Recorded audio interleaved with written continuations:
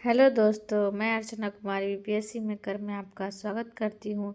पिछले भाग में हम प्राचीन बिहार के इतिहास को पढ़े थे, जिसमें नंद वंश, घनानंद, मौर्य, अशोक आदि के बारे में पढ़े थे और अशोक के सभी शिलालेखों के बारे में पढ़े थे।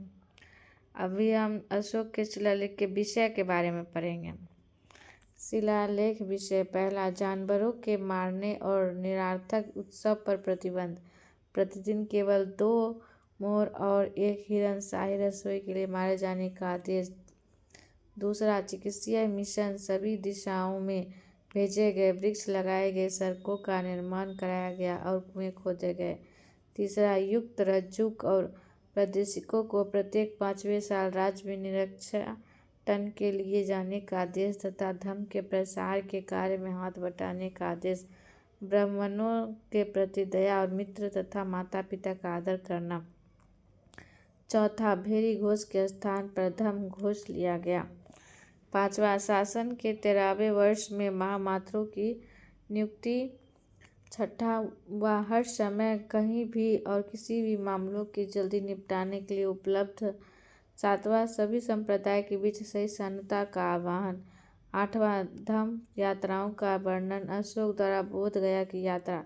नौवां, धम्म के अलावा सभी रीतियां व्यर्थ है, धम्म में दासों और नौकरों के प्रति आदर है। 10वां, वह प्रसिद्ध का कांची नेता है, लोग सिर्फ धम्म का पालन करें। 11वां, दान पर बल। 12वां, अशोक द्वारा धर्म की एक सार वृद्धि पर जोर। 13वां, कलिंग पर विजय, 1 लाख मरे और इससे कई गुना लोगों का जीवन तबाह हुआ। टॉलमी, एटिगोनस, मांगा, एटियोकस, चोल, चेल, पांड्य, कंबोज, गंधार का उल्लेख, अरब जातियों का भी उल्लेख।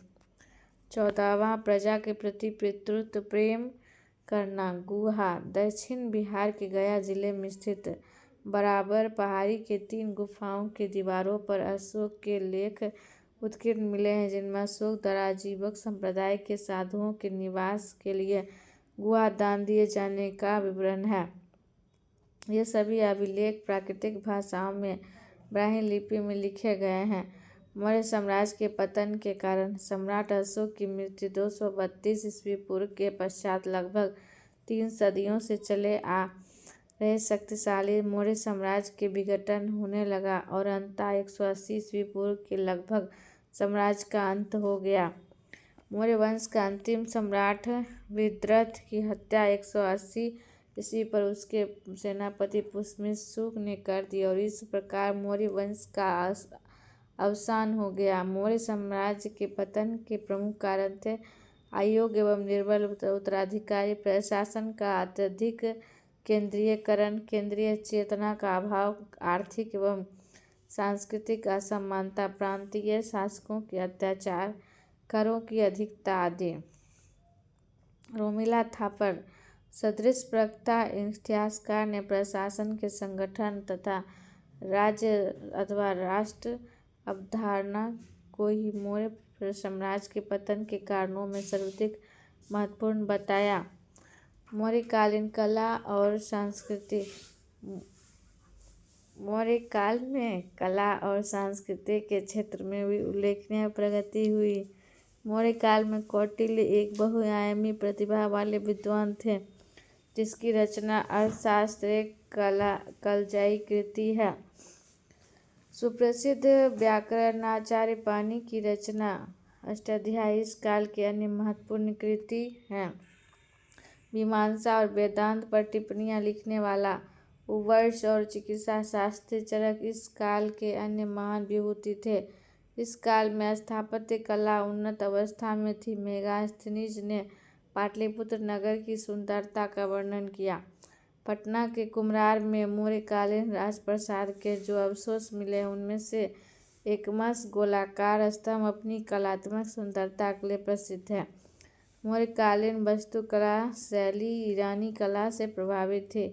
इस शैली के ऊंचे और भव्य स्तंभ अशोक द्वारा अपने अभिलेखों के प्रचार हेतु भी बनवाए गए थे। पत्थर को चमकाने की कला इस काल में अत्यंत उन्नत अवस्था में थी। इसका सर्वोत्कृष्ट उदाहरण पटना सिटी के दीदारगंज मोहल्ले से प्राप्त यक्षिणी की मूर्ति है।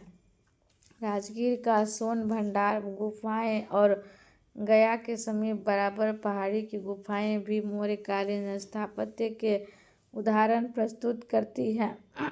इन गुफाओं में बौद्ध भिक्षु विश्राम करते थे। मौर्यकालीन प्रमुख मूर्तियाँ मणिभद्रायक ग्वालियर से, 2 स्त्रियाँ बेश नगर में, यक्ष मथुरा से तथा यक्षिणी दीदारगंज से प्राप्त हुई है। अशोक मौर्य वंश का प्रथम ऐसा शासक था जिसने अभिलेख के माध्यम से अपनी प्रजा को संबोधित किया, जिसकी प्रेरणा उसे ईरानी राजा दारा प्रथम से मिली थी। अभिलेखों से अशोक को देवानंद प्रिय और देवानंद प्रियदर्शी उपाधियों से विभूषित किया गया है। अशोक के स्तंभ सबसे पहले 1750 ईस्वी में श्री पोटी पैंथला ने की थी, जबकि इनके अभिलेखों को पढ़ने में पहली बार सफलता जेम्स प्रिंसेप को 1837 में प्राप्त हुई थी। मौर्यकालीन प्रशासन कौटिल्य ने राज्य के 7 अंग निर्दिष्ट किए थे: राजा, अमात्य, जनपद, दुर्ग, कोष, सेना और मित्र।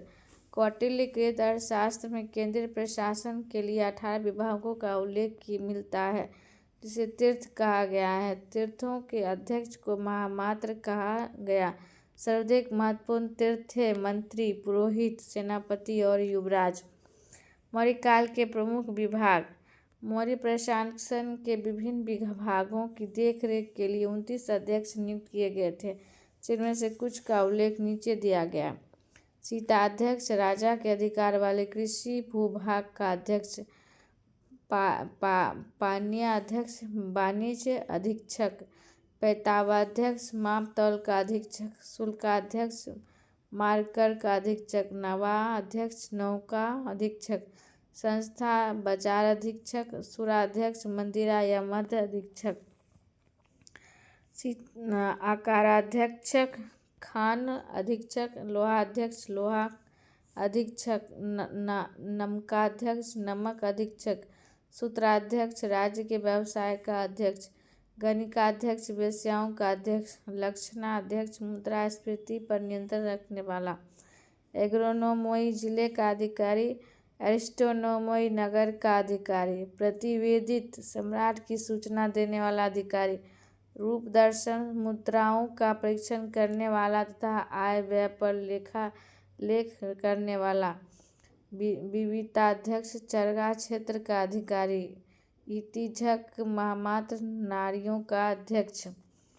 मौर्यकालीन प्रांत मंडल में जिले तथा जिले स्थानीय निकाय में बटे हुए थे। जिलों का प्रशासनिक अधिकारी स्थानिक होता था, जो समहर्ता के अधीन था। प्रशासन की सबसे छोटी इकाई गोप थी, जो 10 गांवों का शासन संभालती थी। नगरों का प्रशासन प्रबंध 30 सदस्यों का एक मंडल करता था, जो 6 समितियों में बटा था। प्रत्येक समिति में 5 सदस्य होते थे। समिति के कार्य निम्नलिखित थे। मौर्य साम्राज्य के प्रांत: उत्तरापंथ, पाकिस्तान, वर्तमान स्थिति और राजधानी तक्षशिला। प्राच्य या मध्य प्रदेश, बिहार, राजधानी पाटलिपुत्र। अवंती, मध्य प्रदेश और राजधानी उज्जैनी। कलिंग, दक्षिण उड़ीसा, तोसली। दक्षिणापंथ, आंध्र प्रदेश, सुवर्णी। प्रथम समिति उद्योग शिल्प का निरीक्षण। द्वितीय समिति विदेशियों की देखरेख। तृतीय जन्म एवं मरण का लेखा जोखा। चतुर्थ व्यापार व वाणिज्य। पंचम समिति निर्मित वस्तुओं के विक्रय का निरीक्षण। षष्ठम समिति विक्रय मूल्य का 10वां भाग बिक्री कर के रूप में वसूलना। सैन्य विभाग 6 समितियों, प्रत्येक में 5 सदस्य में विभक्त था। ये समितियां थी: पैदल, अश्व, हाथी, रथ, नौसेना तथा सैनिक यातायात। सैनिक प्रबंधन की देखरेख करने वाले अधिकारी को अतपाल कहा जाता था। सम्राट स्वयं न्याय प्रशासन का सर्वोच्च अधिकारी होता था। निचले स्तर पर न्यायालय थे, इसके ऊपर संग्रहण, द्रोणमुख, स्थानीय और जन स्तर के न्यायालय होते थे। सबसे ऊपर पाटलिपुत्र का केंद्रीय न्यायालय था। सभी न्यायालयों में 2 प्रकार के होते थे: धर्मास्थी और कटक शोधन धर्मस्थायी न्यायालय दीवानी अदालत थी, जबकि कटक शोधन अदालत फौजदारी अदालत होती थी। अर्थशास्त्र का संपूर्ण चौथा अध्याय कटक शोधन अदालत विषय पर लिखा गया है। मेगास्थनीज ने कहा, भारतीयों के पास कोई लिखित कानून नहीं है। मौर्य काल में पहली बार राजस्व प्रणाली की रूपरेखा तैयार की गई। राज्य अपने पूर्ण आधिपत्य वाले उद्योग का संचालन भी स्वयं करता था, जैसे खाना, नमक, अर्थशास्त्र का व्यवसाय आदि। राज्य की अर्थव्यवस्था कृषि, पशुपालन, व्यापार पर आधारित थी। इन्हें सम्मिलित रूप से वार्ता कहा जाता था। स्वामित्व से भूमि पर व्यक्ति का अधिकार सिद्ध होता था, उसे भूमि क्रय विक्रय का अधिकार मिल जाता था। लोग जब स्वयं सिक्के बनाते थे तो उन्हें राज्य के 13/2% ब्याज रूपिका और परीक्षण के रूप में देना होता था। मौर्य काल में चांदी की आहत मुद्राएं प्रचलित थी। इन पर मयूर, पर्वत और अर्धचंद्र की मुहरें अंकित थी। निजी खेत करने वाले राजा की उपज का 1/6 भाग दिया जाता था। बलि भी एक प्रकार की भू राजस्व था, जबकि हिरण्य नमक कर अनाज के रूप में न होकर नगद लिया जाता था। वाणिज्य कर, नाव व पत्तन कर, चरगाह व सड़कों पर कर तथा अन्य साधनों पर प्राप्त राजस्व को राष्ट्र के नाम से जाना जाता था। राजकीय भूमि की व्यवस्था सीता अध्यक्ष नामक अधिकारी करता था, जिससे होने वाली आय सीता कहलाती थी। भूस्वामी के क्षेत्रक और काश्तकार को उपवास कहा जाता था। राज्य की ओर से सिंचाई का प्रबंध करने वाले सेतुबंद कहलाते थे। सिंचाई हेतु अलग से उपज का 1/5 से 1/3 भाग कर के रूप में लिया जाता था। पिंड कर पूरे गांव में एक बार वसूल किया जाता था, जबकि विविध पशुओं की रक्षा के लिए लिया जाता था। मौर्य काल में निःशुल्क श्रम अर्थात बेगार की वृष्टि कहा जाता था। माप तौल का निरीक्षण प्रत्येक चौथे महीने किया जाता था और कम तौलने वाले को दंड दिया जाता था। देशी वस्तुओं पर 4% बिक्री कर लिया जाता था तथा आयातित वस्तुएं पर 10% बिक्री कर लिया जाता था। लगभग 40 वर्षों के शासन के बाद 232 ईस्वी में अशोक की मृत्यु हो गई। इसके बाद के 50 वर्षों तक उसके उत्तराधिकारियों का कमजोर शासन चलता रहा। अशोक के बाद उसका पुत्र कुणाल मगध की शासक बना, जिसे दिव्यावादन में धर्म विवर्धन कहा गया है। उस समय जयलोक कश्मीर का शासक था। अशोक का ही पुत्र वीरसेन गांधार का स्वतंत्र शासक बन गया था। कुणाल के अंधे होने के कारण मगध का शासन उसके पुत्र संप्रति के हाथ में आ गया था। कुणाल के पुत्र दशरथ ने भी मगध पर शासन किया। अशोक ने नागार्जुन गुफाएं आजीविकों को दान में दिया था। मौर्योत्तर बिहार। मौर्य साम्राज्य के पतनोत्तर पुष्यमित्र शुंग के अधीन केवल मध्य गंगा घाटी और चंबल नदी से समृद्ध क्षेत्र रह गए। बक्ट्रिया के यूनानी शासकों ने साम्राज्य के पश्चिमोत्तर क्षेत्र पर अधिकार किया। पंजाब और पाटलिपुत्र पर भी उसके आक्रमण हुए। कलिंग के शासक खारवेल ने संभवतः पहली शताब्दी ईस्वी पूर्व के अंत में मगध पर पहली बार आक्रमण किया। पुष्यमित्र ने परिस्थिति पर नियंत्रण किया। संभवतः उसे जालंधर और सकाल सियालकोट तक अपनी सत्ता का विस्तार किया। पुष्यमित्र शुंग के काल में ही डेमेट्रियस का आक्रमण पाटलिपुत्र पर हुआ। 72 ईस्वी पूर्व में शुंग वंश का अंत तब हुआ जब इस वंश के अंतिम शासक देवभूति की हत्या कर उसके मंत्री वासुमित्र ने कण्व वंश की नींव डाली। कण्व वंश के अंतिम शासक को आंध्र प्रदेश सातवाहनों ने अपदस्थ कर दिया और इस बात की स्पष्ट जानकारी नहीं मिलती है कि आंध्रों का मगध पर शासन रहा था या नहीं। प्रथम शताब्दी ईस्वी में इस क्षेत्र में कुषाणों का अभियान हुआ। कुषाण शासक कनिष्क द्वारा पाटलिपुत्र पर आक्रमण किए जाने और यहाँ के प्रसिद्ध बौद्ध विद्वान अश्वघोष को अपने दरबार में प्रश्रय देने की चर्चा मिलती है। कुषाणकालीन अवशेष भी बिहार में अनेक स्थानों से प्राप्त हुए हैं। कुषाण साम्राज्य के पतन के बाद मगध पर समता वैशाली के लिच्छियों का नियंत्रण रहा। कुछ इतिहासकार इसके विपरीत यह मानते हैं कि मगध पर शक मुंडराओं का नियंत्रण हो गया।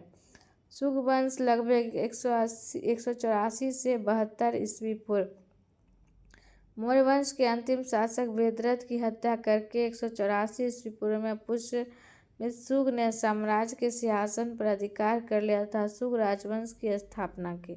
शुंग ब्राह्मण पुरोहित थे। अशोक द्वारा यज्ञ पर रोक लगा दिए जाने के बाद उन्होंने पुरोहित का कर्म त्याग कर सैनिक वृत्ति को अपना लिया। पुष्यमित्र शुंग अंतिम मौर्य शासक बृहद्रथ के प्रधान सेनापति थे। दिव्यावादन के अनुसार वह पुष्य धर्म का पुत्र था। एक दिन सेना का निरीक्षण करते समय बृहद्रथ की उसने धोखे से हत्या कर दी। उसने सेनानी उपाधि धारण की। राजा बन जाने के बाद भी उसने अपनी यह उपाधि बनाए रखा। पुष्यमित्र शुंग ने मगध साम्राज्य पर अपना अधिकार जमाकर जहाँ एक और यवनों के आक्रमण से देश की रक्षा की, वहीं दूसरी ओर देश में शांति और व्यवस्था की स्थापना कर वैदिक धर्म एवं आर्यों जो अशोक के शासनकाल में उपेक्षित हो गए को पुनः प्रतिष्ठित किया। इसी कारण उसका काल वैदिक प्रतिक्रिया था वैदिक पुनर्जागरण का काल कहा जाता है। विदर्भ युद्ध। मालिकार्जुमित्रम के अनुसार पुष्यमित्र शुंग के काल में लगभग 184 ईस्वी पूर्व में विदर्भ का युद्ध लड़ा गया, जिसमें पुष्यमित्र की विजय हुई और राज्य को 2 भागों में बांटा गया। वर्धा नदी दोनों राज्य की सीमा से बनी। इस राज्य का एक भाग माधवसेन को प्राप्त हुआ। दोनों भाग के नरेश ने पुष्यमित्र को अपना सम्राट मान लिया और पुष्यमित्र का प्रभाव क्षेत्र नर्मदा नदी के दक्षिण तक विस्तृत हो गया। यवनों का आक्रमण। बृहद्रथ के काल में पुष्यमित्र के काल तक यवनों के 1 या 2 आक्रमण हुए और पुष्यमित्र के हाथों उन्हें पराजित होना पड़ा। यह पुष्यमित्र शुंग के शासन काल की सबसे महत्वपूर्ण घटना थी। शुंग साम्राज्य का शासन। पुष्यमित्र का साम्राज्य उत्तर में हिमालय से लेकर दक्षिण में बरार तथा पश्चिम में पंजाब से लेकर पूर्व में मगध तक फैला हुआ था। साम्राज्य की राजधानी पाटलिपुत्र थी। पुष्यमित्र शुंग के साम्राज्य में अयोध्या और विदिशा सम्मिलित थे तथा विदर्भ राज्य इसके अधीन थे। दिव्यावादन और तारानाथ के अनुसार जालंधर और सियालकोट पर भी इसका अधिकार था। पुष्यमित्र दैवीय उत्पत्ति के सिद्धांत में विश्वास करता था। उसका पुत्र अग्निमित्र विदिशा का उपराजा था। धनदेव कौशल का राज्यपाल था। राजकुमार सेन का संचालन भी करते थे। शासक ने सहायता के लिए एक मंत्री परिषद भी होती थी। इस समय भी ग्राम शासन की सबसे छोटी इकाई होती थी।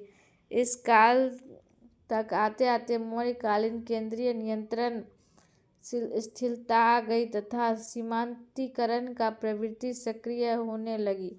शुंग काल में राजधानी हालांकि पाटलिपुत्र थी, किंतु विदिशा का राजनीतिक एवं सांस्कृतिक महत्व बढ़ता गया। कालांतर में इस नगर में पाटलिपुत्र की स्थान ले लिया। पुष्यमित्र उत्तर भारत का एक छत्र सम्राट बन गया तथा उसने अपनी प्रभुसत्ता घोषित करने हेतु अश्वमेध यज्ञ का अनुष्ठान किया। बौद्धों द्वारा यवन की मदद करने के कारण पुष्यमित्र ने बौद्ध धर्मावलंबियों पर बहुत अत्याचार किए। पुष्यमित्र ने अशोक द्वारा निर्माण कराए गए 84,000 स्तूपों को नष्ट करवाया। बौद्ध ग्रंथ दिव्यावादन के अनुसार पुष्यमित्र ने कुछ विद्वानों को अपना मंत्री नियुक्त कर रखा था, अतः उसे बौद्ध विरोधी कहना पूरी तरह सच नहीं। पुराणों के मुताबिक पुष्यमित्र ने लगभग 36 वर्षों तक शासन किया। अग्निमित्र 148 से 140 ईस्वी पूर्व। पुष्यमित्र की मृत्यु 148 के पश्चात उसका पुत्र अग्निमित्र शुंग वंश का राजा हुआ। उसने कुल 8 वर्षों तक यानी 140 ईस्वी पूर्व तक शासन किया। वही कालिदास के नाटक माल्कीविग्निमित्रम का नायक है। अग्निमित्र के बाद वसुज्येष्ठ या सुज्येष्ठ राजा हुए। वसुमित्र से देवभूति तक 140 से 172 ईस्वी पूर्व। सुग वंश का चौथा राजा पुष्यमित्र हुआ, जिसने यवनों को पराजित किया। पुष्यमित्र के शासनकाल में वह उत्तर पश्चिम सीमांत प्रांत का राज्यपाल था। उसने 10 वर्षों तक लगभग 130 ईस्वी पूर्व तक राज्य किए। एक दिन नित्य आनंद लेते समय मंजुदेव या मित्रदेव नामक व्यक्ति ने उसकी हत्या कर दी।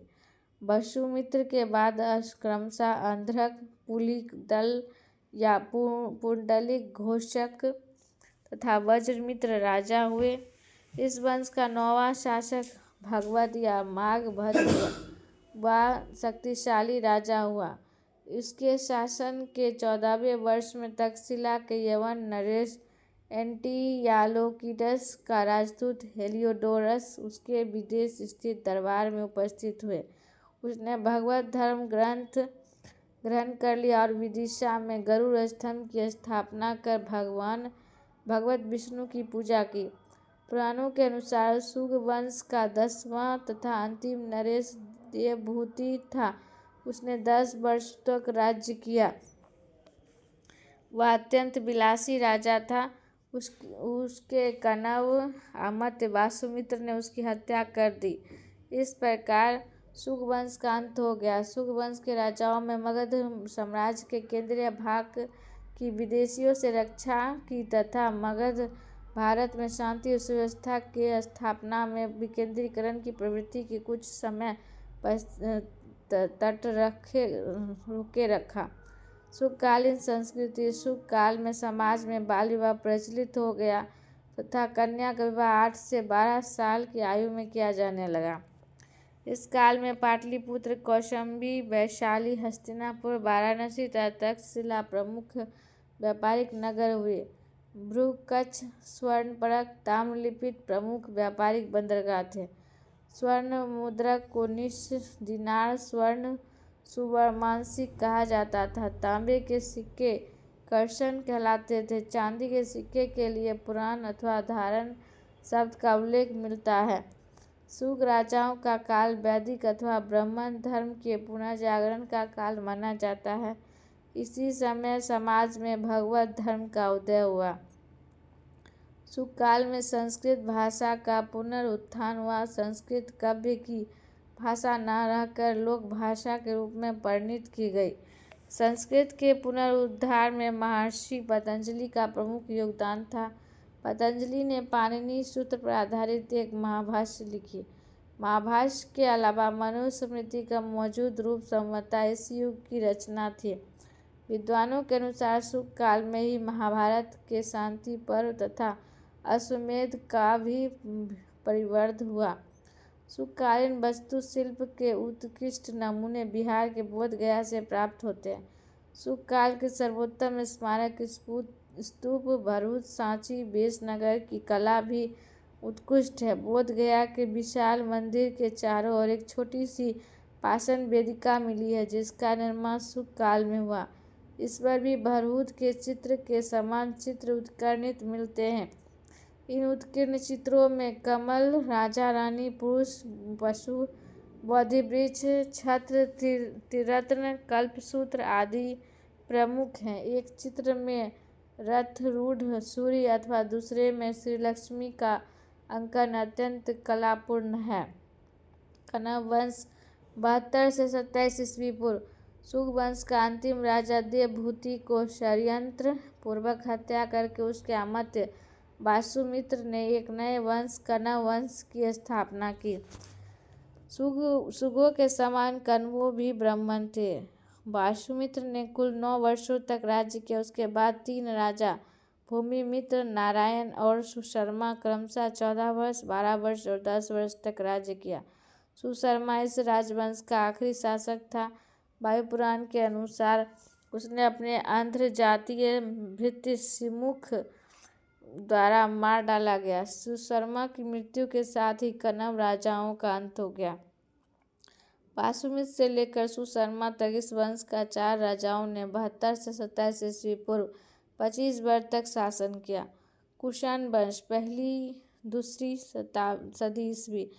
प्रथम सदी ईस्वी इस क्षेत्र में कुषाणों का अभियान हुआ। कुषाण शासक कनिष्क 78 ईस्वी से 125 ईस्वी द्वारा पाटलिपुत्र पर आक्रमण किए जाने और यहाँ के प्रसिद्ध बौद्ध विद्वान अश्वघोष को अपने साथ ले जाने की चर्चा मिलती है। कुषाण कालीन अवशेष भी बिहार में अनेक स्थानों से प्राप्त हुए हैं। कुषाण साम्राज्य के पतन के बाद मगध पर लिच्छवियों का शासन रहा। अन्य विद्वान मगध पर शक मुड्रों का नियंत्रण मानते हैं। मगध पर आंध्र प्रदेश के शासन का कोई स्पष्ट प्रमाण नहीं मिलता है। कुषाण साम्राज्य के पतन के बाद विकेंद्रीकरण के युग की शुरुआत हुई और यह काल 4वीं सदी ईस्वी तक चलती रही। गुप्त वंश। गुप्त राजवंश की स्थापना महाराजा गुप्त ने लगभग 275 ईस्वी में की। राजा गुप्त का वास्तविक नाम गुप्त या श्रीगुप्त था। गुप्त वंश का दूसरा शासक घटोत्कच हुआ जो श्रीगुप्त का पुत्र था। प्रभावती गुप्त के पूजा तथा रिद्धपुर ताम्रपत्रों में उसे गुप्त वंश का प्रथम शासक आदि राज्य बताया गया है। स्तन गुप्त के सुप्रिय के लेख में गुप्तों के वंशावली घटोत्कच के समय से प्रारंभ होती है, परंतु गुप्त लेखों में इस वंश का प्रथम शासक श्रीगुप्त को ही कहा गया है।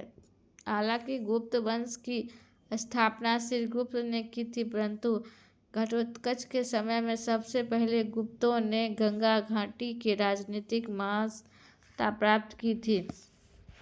आरंभ में महाराज गुप्त तथा घटोत्कच कुषाण राजाओं और सामंत और अत्यंत साधारण शासक थे, जिनका राज्य मगध के आसपास ही सीमित था। इन दोनों राजाओं ने 318 से 319 ईस्वी के आसपास मगध पर शासन किया। चंद्रगुप्त प्रथम 319 से 325 ईस्वी पूर्व।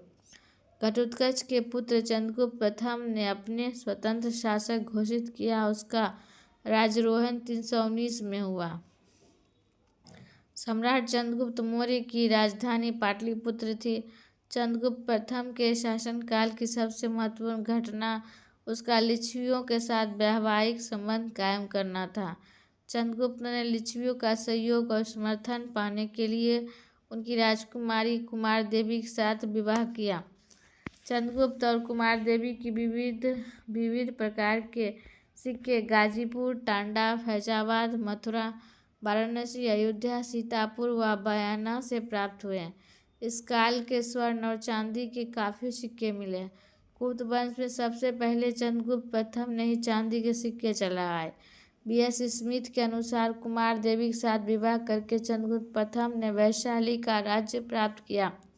हेमचंद राय चौधरी के अनुसार अपने महान पूर्ववर्ती शासक बिंबिसार की भांति चंद्रगुप्त प्रथम ने लिच्छवी राजकुमारी कुमार देवी के साथ विवाह कर द्वितीय मगध साम्राज्य की स्थापना की। उसने विवाह के उपरांत महाराजाधिराज की उपाधि ग्रहण की तथा विवाह की स्मृतियां में राजा रानी प्रकार के सिक्कों का चलन करवाया। चंद्रगुप्त का साम्राज्य पूर्व से मगध से लेकर पश्चिम में प्रयाग तक था। वायु पुराण में मगध और साकेत पर चंद्रगुप्त द्वारा शासन करने का उल्लेख मिलता है। राय चौधरी के अनुसार कौशाम्बी तथा कौशल के महाराजाओं को हराकर चंद्रगुप्त प्रथम ने राज्य पर अपना प्रभुत्व कायम किया। चंद्रगुप्त प्रथम ने गुप्त संवत का प्रचलन प्रारंभ किया और इस संवत का प्रारंभ 320 ईस्वी तक किया गया।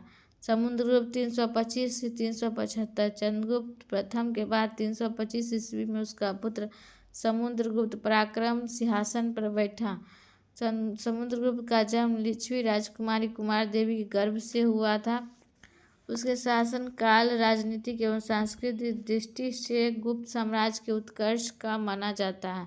समुद्रगुप्त एक असाधारण सैन्य योग्यता वाला सम्राट और महान विजेता था।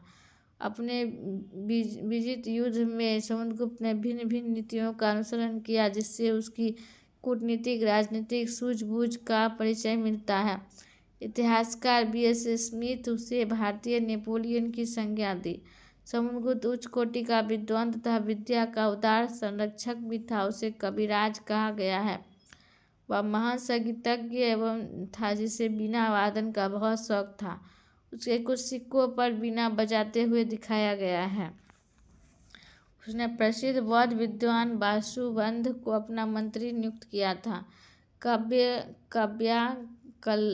काव्यालंकार सूत्र में समुद्रगुप्त को एक नाम चंद्रप्रकाश भी मिलता है। समुद्रगुप्त एक धर्मनिष्ठ सम्राट था जिसे वैदिक धर्म के अनुसार शासन किया। धर्मा प्राचीर वध यानी धर्म का प्राचीर कहा गया। उसके शासन काल में ब्राह्मण धर्म का पुनरुत्थान हुआ। समुद्रगुप्त प्रथम। समुद्रगुप्त ने एक विशाल साम्राज्य का निर्माण किया जो उत्तर में हिमालय से लेकर दक्षिण में विंध्याचल पर्वत तथा पूर्व में बंगाल की खाड़ी से पश्चिम में पूर्वी मालवा तक विस्तृत था। कश्मीर, पश्चिम पंजाब, पश्चिमी राजपूताना, सिंध तथा गुजरात को छोड़कर समस्त उत्तर भारत में से सम्मिलित थे। दक्षिणापंथ के शासक तथा पश्चिमोत्तर भारत की विदेशी शक्तियाँ भी उनके अधीन थी।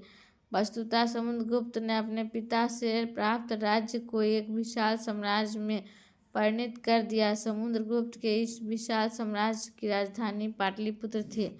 रामगुप्त।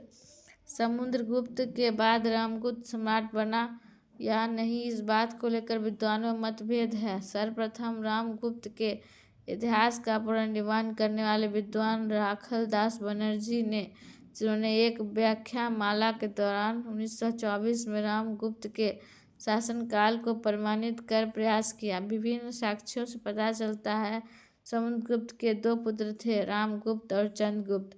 दोनों भाइयों में बड़ा होने के कारण रामगुप्त पिता की मृत्यु के बाद 375 ईस्वी में गद्दी पर बैठा, परंतु वह निर्बल एवं कायर शासक था। उसके काल में शकों ने गुप्त साम्राज्य पर आक्रमण कर उसमें रामगुप्त पराजित हुआ और वह एक अत्यंत अपमानजनक संधि करने के लिए बाध्य हुआ। संधि की शर्तों के अनुसार उसने अपनी पत्नी ध्रुव स्वामी को शक राजा को भेंट में दे देना स्वीकार किया। उसका छोटा भाई चंद्रगुप्त स्वभाव से बड़ा वीर और स्वाभिमानी था। उसने यह शर्त अपने कुल की मर्यादा के विपरीत लगी। फलस्वरूप उसने छद्म वेश में जाकर शकपति की हत्या कर दी। इस कार्य से उसकी लोकप्रियता बढ़ी। अवसर का लाभ उठाते उसने बड़े भाई रामगुप्त की हत्या कर दी और उसकी पत्नी से विवाह कर लिया और मगध का शासक बन बैठा। चंद्रगुप्त द्वितीय विक्रमादित्य 375 से 415। चंद्रगुप्त द्वितीय 375 में सिंहासन पर आसीन हुआ। वह समुद्रगुप्त की प्रधानता महर्षि दत्त देवी से उत्पन्न हुआ था। वह गुप्त राजवंश का सर्वाधिक महत्वपूर्ण एवं शक्तिशाली शासक था। देवी चंद्रगुप्त एवं हर्षचरित्र में चंद्रगुप्त द्वितीय को शकों पर विजय प्राप्त करने वाला कहा गया। 379 में शक राजा रुद्र सिंह पर विजय प्राप्त करने की खुशी में उसने विक्रमादित्य की उपाधि धारण की। विक्रमादित्य की प्रथम ज्ञात तिथि गुप्त संवत 61 अर्थात 380 जो उसके मथुरा संवत से प्राप्त होती है। यह लेख उसके शासनकाल के 5वें वर्ष का। उसने 375 से 415 तक शासन किया, कुल 40 वर्षों तक। चंद्रगुप्त द्वितीय के अन्य नाम देवगुप्त, देवराज, देवश्री आदि थे। उसने विक्रमांक, परमभक्त आदि उपाधियां धारण की थी। चंद्रगुप्त द्वितीय ने भी सबसे पहले वैवाहिक संबंध और अपनी आंतरिक स्थिति को मजबूत किया। उसने अपने समय के 3 प्रमुख राजवंश नागदशक, वाकाटक वंश और कदम राजवंश के साथ वैवाहिक संबंध स्थापित किए। चंद्रगुप्त द्वितीय ने नागा राजकुमारी कुबेर नाग के साथ विवाह किया। उससे एक कन्या उत्पन्न हुई जिसका नाम प्रभावती गुप्त था। वाकाटकों का सहयोग पाने के लिए चंद्रगुप्त ने अपनी पुत्री प्रभावती गुप्त का विवाह वाकाटक नरेश रुद्रसेन द्वितीय के साथ कर दिया। 390 ईस्वी में रुद्रसेन का निधन हो जाने के कारण प्रभावती ने अपने 2 अल्पवयस्क पुत्र दिवाकर सेन तथा दामोदर सेन की संरक्षिका बनी। प्रभावती गुप्त के सहयोग से चंद्रगुप्त ने गुजरात और काठियावाड़ पर विजय प्राप्त किया। बकाटकों और गुप्तों के सम्मिलित शक्ति से शकों का उन्मूलन किया गया। अपने विजय के उपलक्ष्य में चंद्रगुप्त द्वितीय ने काशी के नजदीक नगवोआ नामक स्थान पर अश्वमेध यज्ञ किए। कदम राजवंश का शासन कुंतल कर्नाटक में चंद्रगुप्त के प्रथम कुमारगुप्त प्रथम का विवाह कदम वंश से हुआ। श्रृंगार प्रकार अथवा क्षेमंत्र कृत औचित्य विचार चर्चा के अनुसार चंद्रगुप्त ने कालिदास को अपना दूत बनाकर कुंतल नरेश के दरबार में भेजा था। चंद्रगुप्त द्वितीय स्वयं विद्वान था, वह विद्वानों का आश्रयदाता भी था। उसके काल में पाटलिपुत्र एवं उज्जैन विद्या के प्रमुख केंद्र थे। उसके दरबार में 9 विद्वान की एक मंडली निवारक थी जिसे नवरत्न कहा गया। इसमें महाकवि कालिदास अग्रगण्य थे।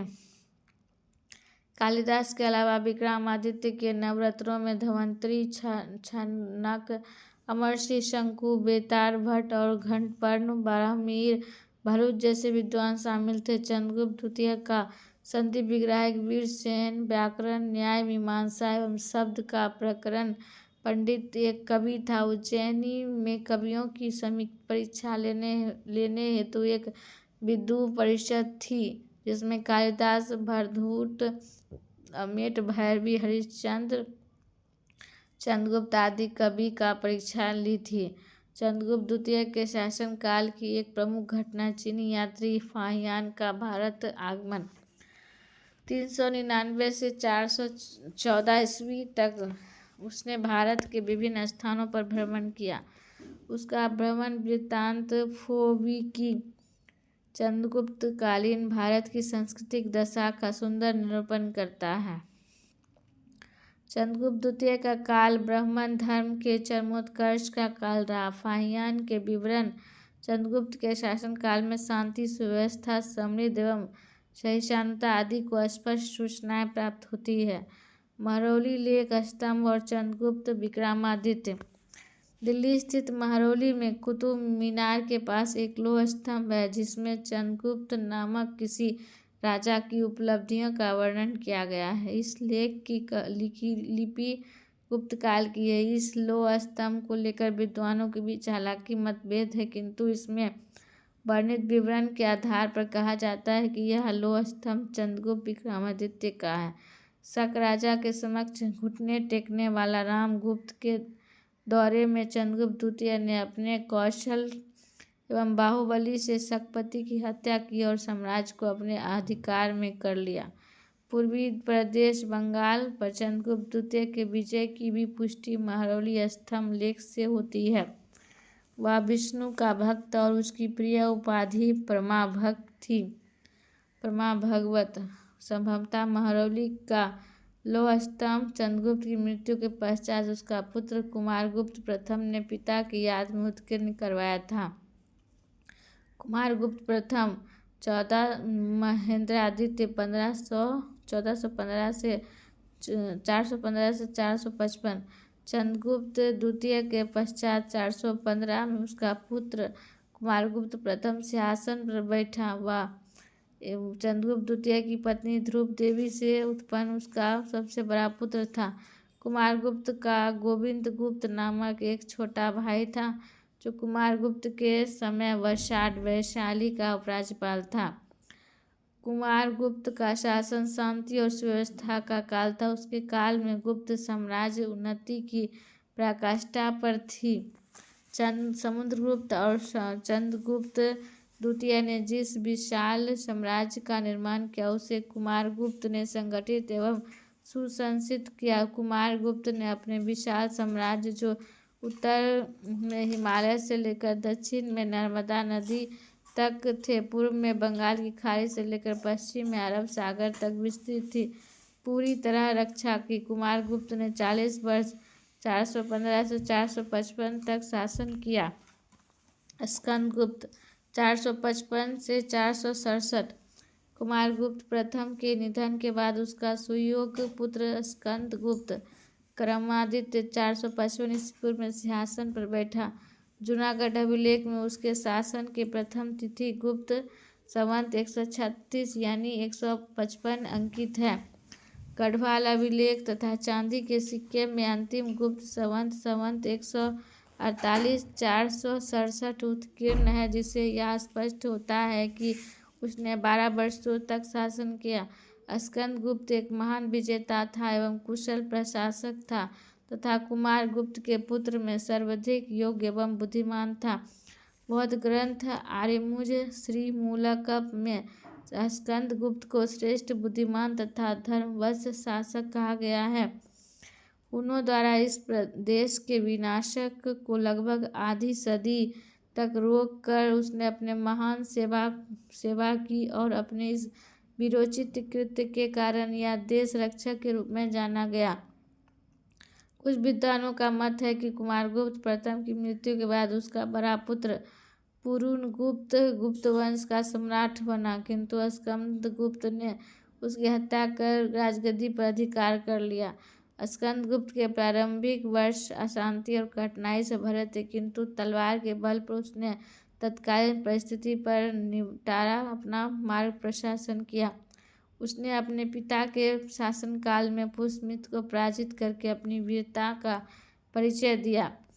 राजा बनने के पश्चात उसने अपनी दूसरी विपत्ति आई, जो हुनों मध्य एशिया के बर्बरता के योद्धा प्रथम भारतीय आक्रमण थे, जिसने गुप्त साम्राज्य को झंझोड़ दिया था, परंतु उसने हिनों को गर्व को चूर कर उन्हें देश से बाहर भगा दिया।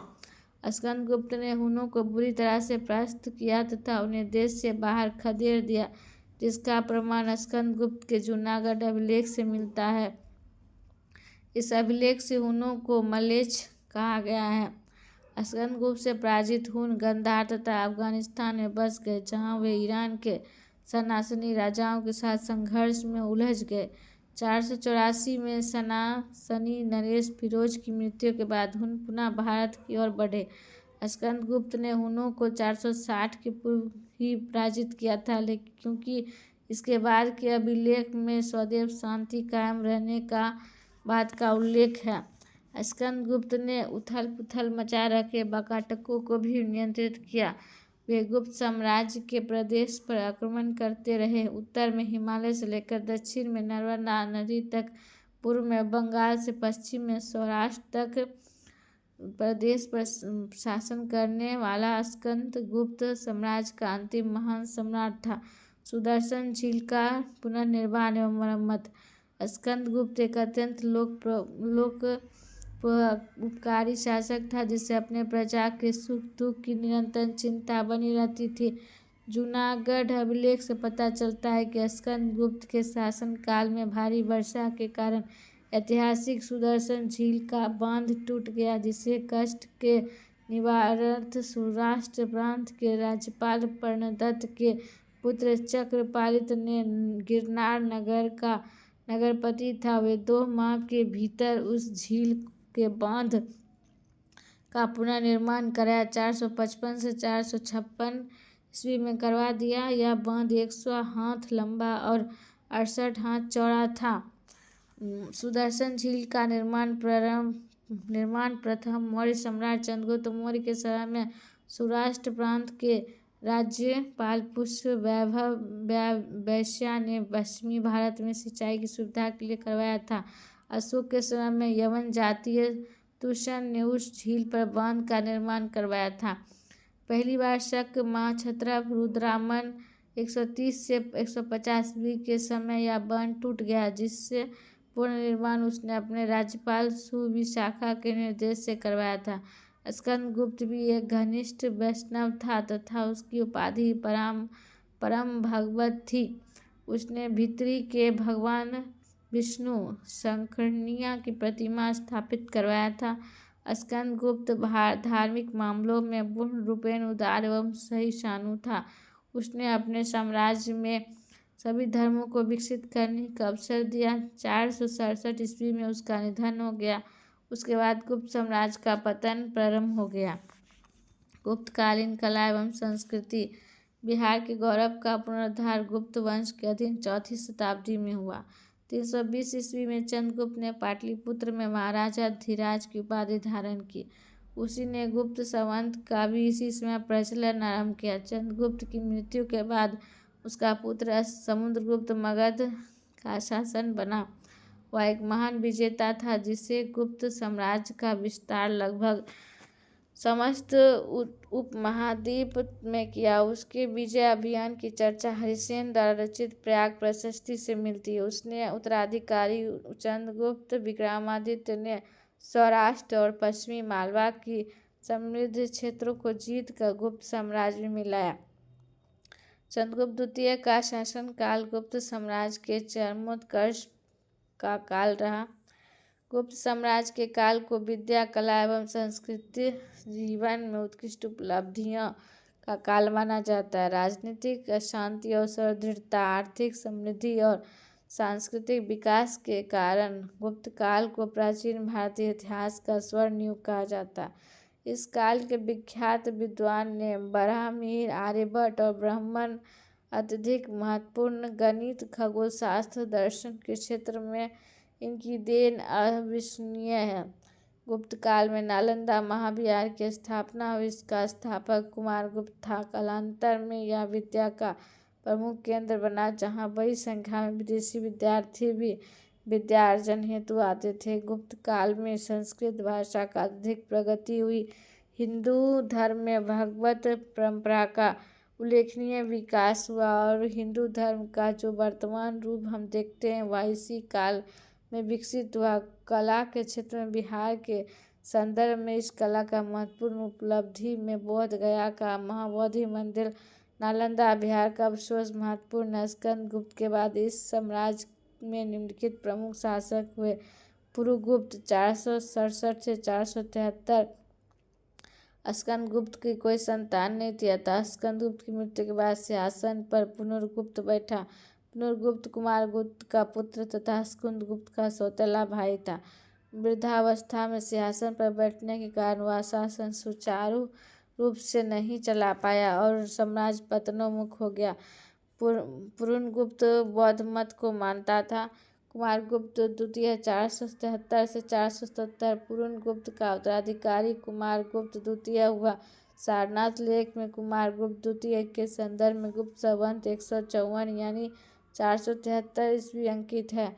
बुधगुप्त 477 से 485। कुमारगुप्त द्वितीय के बाद बुधगुप्त शासक बना। नालंदा से प्राप्त मोहर के अनुसार बुधगुप्त पुरुगुप्त का पुत्र था। उसकी माता का नाम चंद्रदेवी था। बुधगुप्त के शासनकाल की प्रथम तिथि सारनाथ लेख में गुप्त संवत 157 यानी 477 ईस्वी। बुधगुप्त ने 477 में शासन प्रारंभ किया। रजत मुद्राओं पर अंकित तिथि 450 ईस्वी तक शासन किया। स्कंदगुप्त के उत्तराधिकारी में बुधगुप्त सबसे शक्तिशाली शासक थे, जिसने एक बड़े प्रदेश पर शासन किया। वंशज के अनुसार वह बौद्ध मतानुयायी थे। उसने नालंदा बौद्ध महाविहार को काफी धन दान में दिया। वह आखिरी गुप्त सम्राट था जिसने हिमालय से लेकर नालंदा तक तथा मालवा से लेकर बंगाल के भूभाग तक शासन किया। नरसिंह बलदित्य बधुमित्र की मृत्यु के बाद उसका भाई नरसिंह द्वितीय बलदित्य शासक बना। इस काल में साम्राज्य 3 भाग मगध, मालवा, बंगाल में बट गया। मगध में नरसिंह गुप्त, मालवा क्षेत्र में भानुगुप्त तथा बंगाल के क्षेत्र में वन्यगुप्त ने अपना स्वतंत्र शासन स्थापित किया।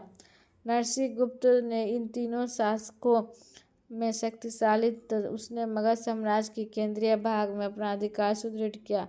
नरसिंह गुप्त की सबसे बड़ी सफलता हुनों को पराजित करना था। क्रूर तथा अत्याचारी हुन राजा मिरिकुल, जिसने मगध पर आक्रमण किया, को पराजित कर नरसिंह गुप्त को सेना में बंदी बना लिया, किंतु अपनी माता के आग्रह पर नरसिंह गुप्त ने मिहिरकुल को मुक्त कर दिया। इसे मूर्खतापूर्ण कार्य कहा गया। जन श्रुतियों के अनुसार मिहिरकुल अत्याचारी, मूर्तिभंजक और बौद्धों का हत्यारा था, परंतु वह एक कट्टर शैव भी था। उसने महिषसेन मंदिर की स्थापना की थी। नरसिंह गुप्त की धनुर्धारी प्रकार की मुद्राएं मिलती है। नरसिंह गुप्त ने बौद्ध अनुयायी तथा अपने बौद्ध विद्वान वासुबंद की शिष्टता ग्रहण की थी। उसने अपने राज्य को स्तूप तथा विहारों से सुसज्जित करवाया था। उसी के काल में वासुमित्र का निधन हुआ। नालंदा मुद्र लेखा में नरसिंह गुप्त को परमा भगत कहा गया है। उसने बौद्ध धर्म अपना लेने के बावजूद पूर्वजों की तरह परमा भगत की उपाधि धारण की। कुमारगुप्त तृतीय नरसिंह गुप्त के बाद उसका पुत्र कुमारगुप्त तृतीय मगध के सिंहासन पर बैठा। भित्री और नालंदा की मुद्र लेखा से उसका माता का नाम महादेवी मित्र देवी मिलता है। कुमारगुप्त तृतीय गुप्त वंश का अंतिम महान शासक था। इसके संदर्भ में ताम्रपत्र गुप्त संवत 224 यानी 543 अंकित है। विष्णुगुप्त कुमारगुप्त तृतीय का पुत्र था। नालंदा से प्राप्त मुद्रालेख में विष्णुगुप्त का उल्लेख। उसने 555 ईस्वी तक मगध पर शासन किया। इसके बाद गुप्त साम्राज्य छिन्न भिन्न हो गया। गुप्त साम्राज्य के पतन के मुख्य कारण थे। गुप्त साम्राज्य के पतन 467 ईस्वी में स्कंदगुप्त के निधन के बाद ही प्रारंभ हो गया, क्योंकि स्कंदगुप्त के उत्तराधिकारी में कोई भी महत्वाकांक्षी पराक्रमी योग्य या कुशल नहीं थे, बल्कि वे अपने पूर्वजों की भांति वैष्णव और पराभक्त की जगह बौद्ध मतानुयायी तथा हिंसक के उपासक थे। वे दान पुण्य में लिप्त हो गए। इस कारण वे साम्राज्य की ओर विस्तार करने में असमर्थ साबित हुए। परिणामतः 550 में विष्णुगुप्त के निधन के साथ ही मगध में स्थापित गुप्त राजवंश शासन समाप्त हो गया। मगध के प्रावर्तिक गुप्त शासक 480 से 725 ईस्वी 5वीं-6वीं शताब्दी में बिहार के कुछ भागों में प्रावर्तिक गुप्त शासकों के शासन की जानकारी कुछ अभिलेखों से मिलती है, जिनकी प्राप्ति गया और शाहाबाद जिले के क्षेत्र से हुई है। इस वंश का संस्थापक कृष्णगुप्त 480 से 502 था, परंतु यह स्पष्ट नहीं है उसका संबंध महान गुप्त शासकों से था। कृष्णगुप्त और उसके दो उत्तराधिकारी हर्षगुप्त 502 से 525 तक जीवित गुप्त को मुख्य गुप्त वंश के शासकों को सामंत के रूप में माना जाता है। इस वंश के एक शासक कुमारगुप्त तृतीय तथा प्रयाग तक सत्ता विचार करने और मौखिक शासकों के पराजित करने के संबंध में जानकारी मिलती है। उसके उत्तराधिकारी दामोदर गुप्त तथा मौखरी शासक ने पराजित कर मगध के अधिकतर भाग को हस्तगत कर दिया। इसी बीच इस क्षेत्र में गौड़ के शासक शशांक की भी अभिनय हुई। शशांक एक गुर और धर्मार्थ शासक था। उसने बौद्धों के धार्मिक स्थान को बुरी तरह से नष्ट कर बोध गया में महाबोधि वृक्ष की क्षति पहुंचाई।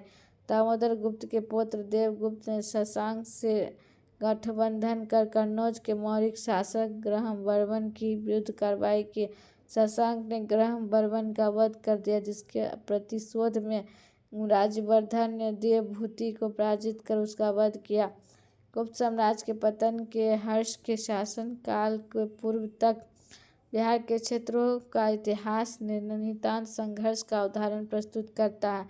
इससे मगध के प्रावर्तिक गुप्त शासक, कन्नौज के मौखरी शासक और बंगाल के गौड़ शासक भाग लेते हैं। 7वीं शताब्दी के आरंभ तक जब हर्षवर्धन ने उत्तरी भारत में साम्राज्य विस्तार किया तो बिहार के कुछ भाग उसके नियंत्रण में आए। उसने प्रावर्तिक गुप्त शासकों में माधव गुप्त को मगध के क्षेत्र में अपना प्रतिनिधि बनाया गया, ताकि शशांक द्वारा किसी आक्रमण का निदान आसानी से कर सके।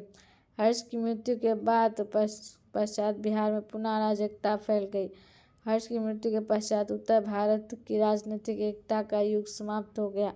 माधव गुप्त, जो हर्ष का मित्र था और हर्ष के साथ कई युद्ध में भाग ले चुका था, ने हर्ष की मृत्यु के पश्चात राजनीतिक अराजकता के युग में मगध में एक नए राजवंश की नींव डाली। यह राजवंश उत्तरकालीन गुप्त वंश के नाम से प्रसिद्ध हुई। इस नवीन राजवंश के शासन आदित्य सेन के अतिरिक्त शेष सभी राजाओं के नाम से अंत में गुप्त शब्द आता है, इसलिए इसे मगध का उत्तर गुप्त वंश भी कहते हैं। अपशठ अभिलेख में 8 गुप्त राजाओं का उल्लेख है। कृष्णगुप्त, हर्षगुप्त, जीवित गुप्त प्रथम, कुमार गुप्त, दामोदर गुप्त, महासेन गुप्त, माधव गुप्त और आदित्य सेन। देववर्ण अभिलेख से 3 अन्य राजाओं के उल्लेख हैं। देवगुप्त, विष्णुगुप्त, जीवित गुप्त द्वितीय। बिहार के किसी भी स्थानीय शासक अर्जुन ने चीनी यात्रियों की क्षति पहुंचाई। प्रतिशोध में तिब्बत और नेपाल के राजाओं ने संयुक्त रूप से बिहार पर आक्रमण कर दिया। संभवतः कुछ समय के लिए तिब्बत की संप्रभुता भी बिहार के कुछ भागों में स्थापित हो गई, जिसका अनंत माधव गुप्त के पुत्र आदित्य सेन ने किया। उसका राज्य मगध, उत्तर एवं पूर्वी बिहार तक विस्तृत था। संभवतः पूर्वी कन्नौज और बंगाल पर भी उसका नियंत्रण था। उसकी मृत्यु के कुछ ही समय बाद इस वंश का पतन हो गया। इस वंश का अंतिम शासक जीवित गुप्त द्वितीय था, जिसका वध कर 725 के लगभग कन्नौज के शासक यशोवर्मन ने इस वंश का अंत कर दिया। वाक्यपति राजकृत गढ़वा से पता चलता है कि यशोवर्मन पूर्वी भारत पर आक्रमण कर मगध के शासक की हत्या करी। इस मगध नरेश की पहचान की प्रायः जीवित गुप्त द्वितीय के रूप में किया गया। जीवित गुप्त द्वितीय के साथ ही उत्तर गुप्त वंश के शासन का अंत हो गया और इस क्षेत्र में पुनः अराजकता और अव्यवस्था की स्थिति उत्पन्न हो गई। मगध के देव बर्मन से जीवितागुप्त का ही लेख मिलता है।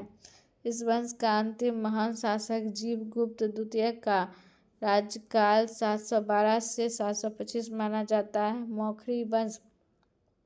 गया जिले के निवासी मौखरी लोग गुप्त राजवंश के समय समान थे। वे चक्रवर्ती गुप्त राजवंश के पतन के दौरान क्रमशः 510 से शक्तिशाली होने लगे और लगभग 550 में काफ़ी शक्तिशाली हो गए। मौर्य वंश के लोग दोआब क्षेत्र में यानी उत्तर प्रदेश की कन्नौज राजधानी तथा राजस्थान में बराबर क्षेत्र में 3री सदी में फैल गए। मौखरी वंश के शासकों को उत्तर गुप्त वंश के चौथे शासक कुमार गुप्त से युद्ध हुआ, जिसमें कुमार गुप्त ने मगध को मौखरी वंश के ईशान बर्मन 558 से 565 से छीन लिया। इससे यह स्पष्ट होता है कि गुप्त वंश के काल में मगध में 2 प्रकार के वंश थे। उत्तर गुप्त वंश के शासक समंत कृष्णगुप्त, हर्षगुप्त, जीवित गुप्त एवं मौखरी वंश के शासक समंत प्रभावशाली एवं स्वतंत्र होने की दिशा में सक्रिय। मौखरी वंश के समंत अपनी राजधानी कन्नौज ले गए और यहाँ गुप्त राजवंश के अधीन समंत यानी महाराज थे, परंतु उनका नजर मगध पर था। कन्नौज का पहला मौखरी शासक समंत हरिवर्मन, उसने 510 में अपना शासन प्रारंभ किया। हरिवर्मन का पुत्र आदित्य वर्मन था। इसका विवाह मगध के उत्तर गुप्तीय वंश राजकुमारी हर्षगुप्ता के साथ हुआ। फिर आदित्य वर्मन का पुत्र ईश्वर वर्मन उत्तराधिकारी बना। ईश्वर वर्मन का विवाह उत्तर गुप्त वंशीय राजकुमारी उपगुप्ता के साथ हुआ। मगध के उत्तर वंशीय प्रारंभिक शासकों में कुमार गुप्त, हर्षगुप्त, जीवित गुप्त और संबंध मगध के नजर रखने वाले कन्नौज के मौखरी समंत हरिवर्मन, आदित्य वर्मन और ईश्वर वर्मन ने 510 ईस्वी में मित्रता के रहे, किंतु मगध के उत्तर वंशीय चतुर्थ शासक कुमार गुप्त और मौखरी शासक ईशान वर्मन के बीच भारी युद्ध हुआ, जिसमें ईशान वर्मन पराजित हुआ और 3 पीढ़ियों से चल आ रहे मित्रता संबंध शत्रुओं में परिणत हो गए। मौखरी मगध संबंध। मौखरी वंश का संस्थापक हरिवर्मन 510 में कन्नौज में शासन और वंश प्रारंभ। आदित्य वर्मन हरिवर्मन का पुत्र, मगध में विवाह संबंध। ईश्वर वर्मन आदित्य वर्मन का पुत्र, मगध से विवाह संबंध। ईशान वर्मन का पुत्र, मगध का कुमार गुप्त से युद्ध में पराजित हुआ। सर्वमान ईशान वर्मन का पुत्र, अपने पिता का बदला मगध पर आक्रमण विजय रहा। सूर्य वर्मन, जिसका उल्लेख हराहर लेख से मिलता है, जो संभवतः ईशान वर्मन का भाई था, मृत्यु ईशान वर्मन के काल में हो गई। सर्ववर्मन द्वारा मगध को दामोदर गुप्त पर विजय कर मगध पर अधिकार किया गया।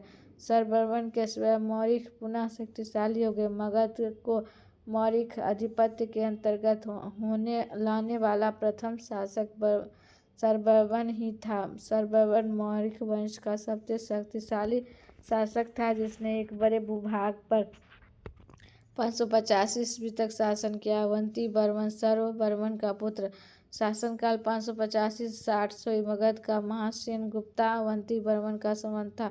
अवंती वर्मन एक शक्तिशाली राजा था जिससे राज्य में कन्नौज के अलावा उत्तर पूर्वी प्रदेश एवं बिहार का एक बड़ा भाग सम्मिलित था। नालंदा से प्राप्त मुद्रा लेख में अवंती वर्मन को महाराजा धीराज कहा गया। अवंती वर्मन ने अपने पुत्र का वैवाहिक संबंध थानेश्वर के पुष्यमित्र वंश के राजश्री के साथ स्थापित किया, जिससे उस समय के बेहद महत्वपूर्ण घटना थी। ग्राम अवंती वर्मन का पुत्र का उत्तराधिकारी था। शासन 600 से 605, परंतु मगध पर ग्राम वर्मन का अधिकार समाप्त हो गया। वह केवल कन्नौज का शासक था। मगध के ग्राम वर्मन के छोटे भाई सुचंद्र वर्मन ने अपने स्वतंत्र राज्य कायम किया। नालंदा लेख में सुचंद्र वर्मन को अवंती वर्मन का उत्तराधिकारी एवं महाराजा धीराज कहा गया। उत्तर गुप्त काल में बिहार और अन्य प्रमुख राजवंश हर्षवर्धन की मृत्यु के बाद मगध के अंतर्गत एक विस्तृत साम्राज्य स्थापित करने वाला प्रथम शासक आदित्य सेन था। बंगाल अभियान से लौटते हुए गयासुद्दीन तुगलक ने तिरहुत पर अधिकार कर लिया। तिरहुत पर अधिकार करने के राजधानी लौटने के दौरान वह एक षड्यंत्र में मारा गया।